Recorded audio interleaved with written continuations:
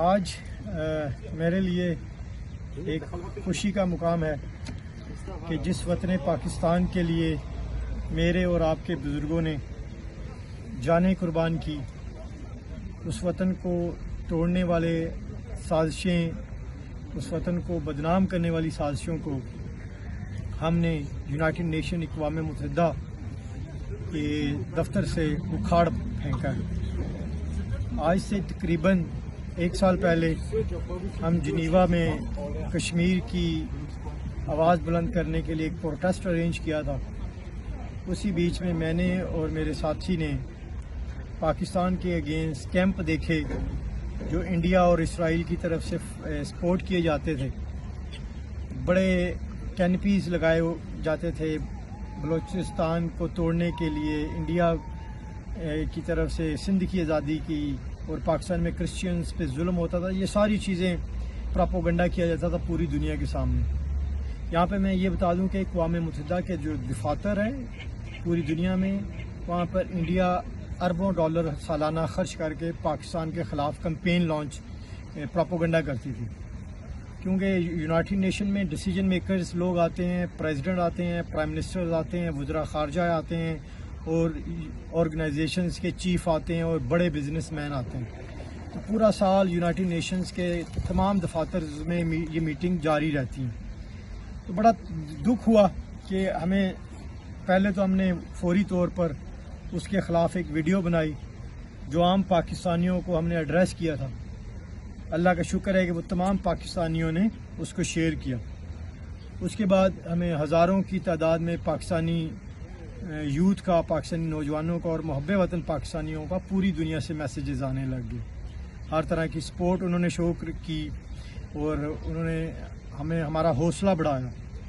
اس کے بعد ہم مختلف آفیسز اور اداروں کے پاس گئے جو ان کے خلاف کام کر سکتے تھے۔ پھر کچھ اور لوگ بھی انوالو ہو گئی، بڑی آرگنائزیشنز بھی انوالو ہو گئی، سو بہت سے لوگ اکٹھے ہو گئے۔ تو خیر ابھی 3 مہینے پہلے وہ تمام کی تمام آرگنائزیشنز، جن کی تعداد 265 آرگنائزیشن اور ویب سائٹ ایسی تھی جو اقوام متحدہ، یورپی یونین اور پوری دنیا میں ڈیسیجنز میکرز پیپل پر افیکٹ ہونے کی کوشش کرتے تھے غلط پراپوگنڈے کے ذریعے، وہ بے نقاب ہوئیں۔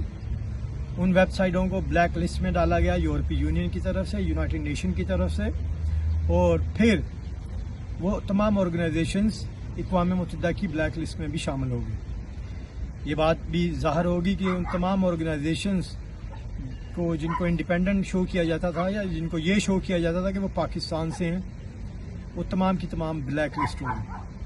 اور آج اللہ کا شکر ہے کہ آج 44واں اجلاس تھا یونائٹڈ نیشن کا، تقریباً 2 ویک سے چل رہا ہے۔ تو آج ہم جہاں پر آئے ہیں تو ہمیں خوشی ہوئی ہے کہ ایک بھی ان آرگنائزیشنز میں سے وہ جو پراپوگنڈا، کبھی یہ پورے شہر جنیوا میں بینر لگاتے تھے، کبھی بسوں، رکشوں، ٹیکسیوں پر پاکستان کے خلاف اشتہار لگتے تھے، پاکستانی کی آرمی کے خلاف اشتہار لگتے تھے، پاکستان کو بطور دہشت گرد پروموٹ کیا جاتا تھا۔ اللہ کا شکر ہے کہ آج ہم نے وہ کوئی بھی نہیں دیکھا، بلکہ یہ ہمارے لیے فخر ہے کہ آج کچھ اور آرگنائزیشنز نے پاکستان کی اور خاص طور پہ کشمیر کی آواز بلند کی۔ کشمیر پر ہونے والے مظالم جو تھے وہ دنیا کے سامنے لگائے، اسی طرح کینپی لگا کر، بینرز لگا کے، اور میں نے اور میرے ساتھیوں نے بھی، ہم نے بھی ایک کیمپ اور ایک کینپی لگائی وہاں پر انڈیا کی ٹیررسٹ کے بارے میں۔